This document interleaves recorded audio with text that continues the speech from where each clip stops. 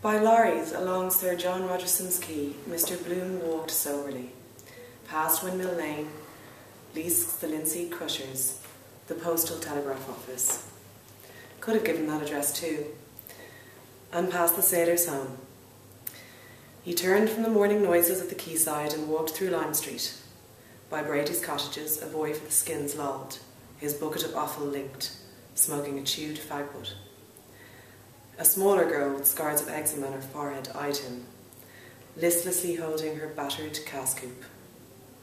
Tell him if he smokes he won't grow. Oh, let him. His life isn't such a bed of roses. Waiting outside pubs to bring Da home. Come home to Ma, Da, slack hour. Won't be many there. He crossed Townsend Street, past the frowning face of Bethel. Yes, house of Aleph, Beth, and past Nichols, the undertakers.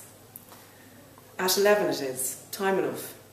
Dare say Corny Kelleher bagged that job for O'Neill's, singing with his eyes shut. Corny. Met her once in the park, in the dark, what a lark. Police tout. Her name and address she then told, with my Toolaroom tay. Oh, surely he bagged it. Bury him cheap in a whatchamacall. With my Toolaroom. In Weston Row, he halted before the window of the Belfast and Oriental Tea Company and read the legends of lead-papered packets. Choice blend, finest quality, family tea. Rather warm. Tea, must get some from Tom Kernan. Couldn't ask him at a funeral, though. While his eyes still read blandly, he took off his hat, quietly inhaling his hair oil, and sent his right hand with slow grace over his browned hair. Very warm morning. Under their dropped lids, his eyes found the tiny bow of the leather headband inside his high-grade hat. Just there. His right hand came down into the bowl of his hat. His fingers found quickly a card behind the headband and transferred it to his waistcoat pocket. So warm. His right hand once more slowly, went over again. Choice blend made of the finest Ceylon brands. The Far East. Lovely spot it must be. The garden of the world. Big lazy leaves to float about on, cactuses, flowery meads, snaky lianas they call them. Wonder is it like that? Those singleys lobbing around in the sun, in dolce far niente, not doing a hand's turn all day. Sleep 6 months out of 12. Too hot to quarrel. Influence of the climate. Lethargy. Flowers of idleness. The air feeds most. Azotes. Hothouse in botanic gardens. Sensitive plants. Water lilies. Petals too tired to.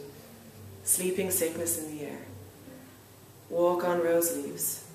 Imagine trying to eat tripe cow heel. Where was the chap I saw in that picture somewhere? The Dead Sea, floating on his back, reading a book with a parasol open. Couldn't sink if you tried. So thick with salt. Because the weight of the water, no, the weight of the body in the water is equal to the weight of the, or is it the volume is equal to the weight? It's a law, something like that. Vance in high school, cracking his finger joints, teaching, the college curriculum, cracking curriculum. What is weight really when you say the weight? 32 feet per second, law of falling bodies, per second. They all fall to the ground, the earth. It's the force of gravity of the earth is the weight. He turned away and sauntered across the road. How did she walk with her sausages? Like that something. As he walked, he took the folded Freeman from his side pocket, unfolded it, rolled it lengthways in a baton, and tapped it at each sauntering step against his trouser leg. Careless air. Just drop in to see. Per second. Per second for every second, it means. From the curbstone, he darted a keen glance to the door of the post office. Too late box. Post here. No one. In. He handed the card through the brass grill. "Are there any letters for me?" he asked. While the postmistress searched a pigeonhole, he gazed at the recruiting poster with soldiers of all arms on parade and held the tip of his baton against his nostrils, smelling fresh printed rag paper. No answer, probably. Went too far last time. The postmistress handed him back through the grill his card with a letter. He thanked and glanced rapidly at the typed envelope. Henry Flower, Esquire, care of P.O., Westland Row, City. Answered anyhow. He slipped card and letter into his side pocket, reviewing again the soldiers on parade. "Where's old Tweedy's regiment?" "Cast-off soldier." "There, bearskin cap and tackle plume." "No, he's a grenadier. Pointed cuffs." "There he is.